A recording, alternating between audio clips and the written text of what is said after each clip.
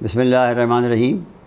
میں قصہ T V کے حوالے سے آپ کی خدمت میں سورہ کوثر کی تفسیر بیان کرنا چاہتا ہوں۔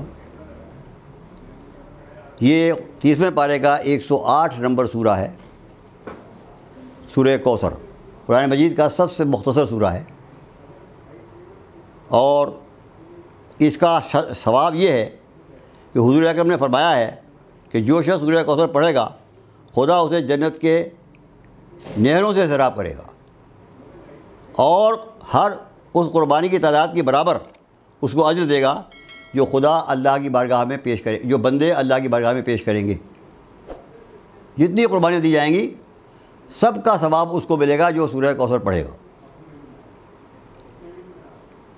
تو یہ تفسیر بیان میں لکھا ہوا ہے، اور سورہ کا شاید نزول یہ ہے، یہ بہت اہم بات ہے کہ حضور کا ایک بیٹا تھا جس کا نام تھا عبداللہ، اس کا انتقال ہو گیا۔ جب اس کا انتقال ہو گیا تو مکے کے کافروں نے حضور کو ابتر کہنا شروع کر دیا۔ ابتر کے معنی جس کی نسل نہ چلے، جس کا نام نہ چلے، جس کی نسل نہ چلے۔ حضور کو غم ہوا، اس کے جواب میں سورہ اترا۔ یہ سب نے لکھا ہے۔ خدا نے فرمایا بسم اللہ الرحمن الرحیم، شروع کرتا ہوں اللہ کے نام کی مدد مانگتے ہوئے جو سب کو فیض اور فائدے پہنچانے والا، بے حد مسلسل رحم کرنے والا ہے۔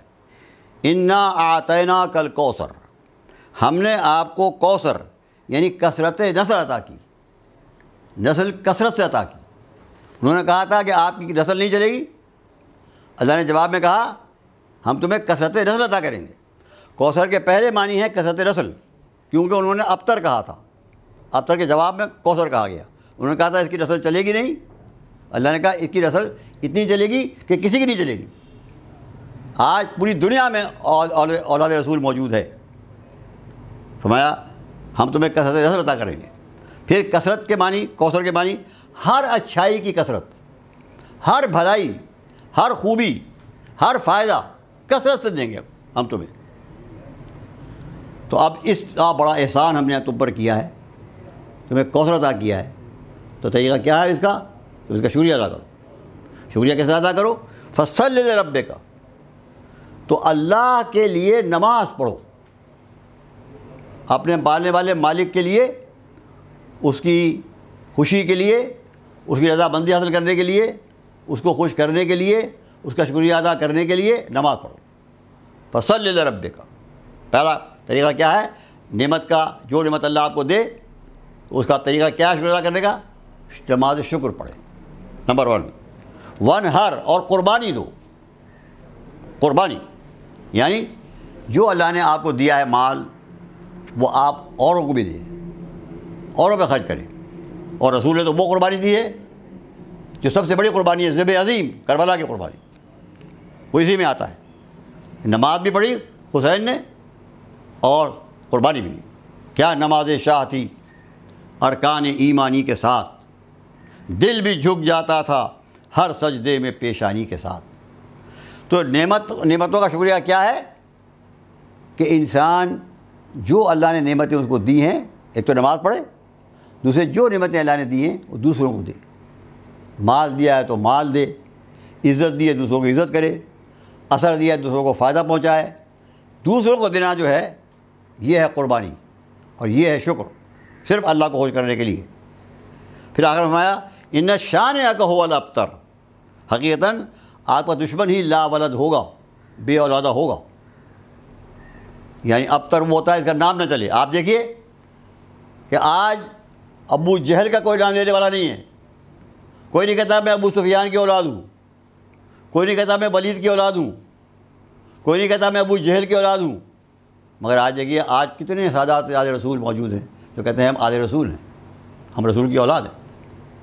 اور نام اتنا چلا حضور کا کہ آپ کوئی اذان نہیں ہوتی ہے جس میں حضور کا نام نہ لیا جائے، کوئی اقامت ایسی نہیں ہوتی ہے جس میں حضور کا نام نہ لیا جائے، کوئی تشہد ایسا نہیں ہوتا ہے جس میں حضور کا نام نہ لیا جائے، درود نہ پڑھا جائے، کوئی نماز ایسی نہیں ہوتی۔ امام شافعی نے کہا من لا یصلی علیکم لا صلاۃ لہ، اے آل رسول تمہاری اس سے بڑی فضیلت اور کیا ہو سکتی ہے یا اگر کوئی تم پر درود نہ پڑھے تو اس کی نماز ہی نہیں ہوتی۔ کیا نام چڑھایا اللہ نے محمد صلی اللہ علیہ وسلم کا اور ان کی اولاد کا، کہ فرمایا ان شانئک هو الابتر، تیرا دشمن جو ہے گمنام ہو جائے گا، بے نام ہو جائے گا، اور تیرا نام اتنا چلے گا۔ اور پھر دیکھیے زمین جو ہے وہ گول ہے، تو مطلب کیا ہوا اس کا؟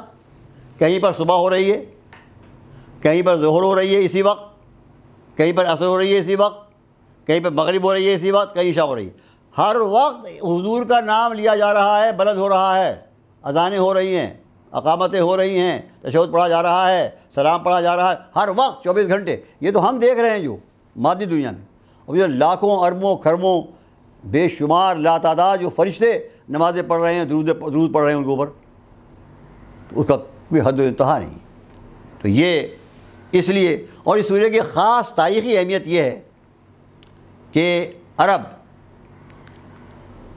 مکے میں جمع ہوتے تھے، ان کا ایک میلہ ہوا کرتا تھا سال میں ایک دفعہ۔ اس میلے میں تمام شعراء آتے تھے اور وہ اپنے قصیدے پڑھتے تھے، ان کو داد دی جاتی تھی۔ اس کے بعد وہ تمام شعراء مل کر کعبے میں آتے تھے۔ کعبے میں 7 قصیدے لٹکے ہوئے تھے، 7 معلقات، 7 بڑے بڑے شعراء کے پرانے قصیدے لٹکے ہوئے تھے، ان کو پڑھتے تھے آ کر اور داد دیتے تھے۔ ایک مسلمان نے کیا کیا کہ آخری میں ایک جگہ لکھ دیا بسم اللہ الرحمن الرحیم انا اعطیناک الکوثر فصل لربک وانحر ان شانئک هو الابتر۔ اب یہ شعراء جو آئے، یہ قدیم شعراء جو ٹاپ کے شعراء سے عربی کے، انہوں نے سارے قصیدے پڑھے۔ 7واں قصیدہ پڑھنے کے بعد جو دیکھا تو وہاں لکھا ہوا تھا یہ سورہ انا اعطیناک الکوثر، انہوں نے پڑھا فصل لربک وانحر، انہوں نے پڑھا ان شانئک هو الابتر۔ وہ حیران ہوئے، یہ کیسا کلام ہے؟ آخر کار سارے شعراء نے مل کر آخر میں لکھا ما ھذا کلام البشر، یہ کلام انسان کا کلام نہیں ہو سکتا۔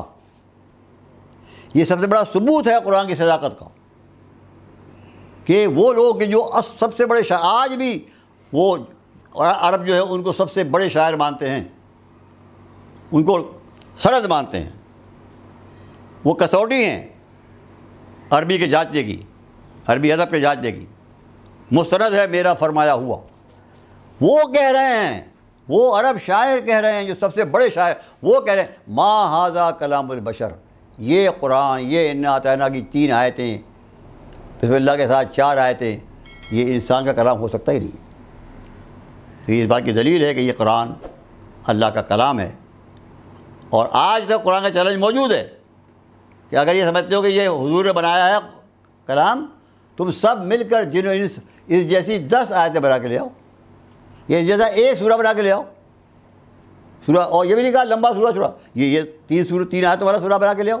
اگر لوگ بنا سکتے ہوتے تو 1300 سال ہو گئے، چیلنج قرآن میں موجود ہے، آج تک کوئی نہیں پیش کر سکا۔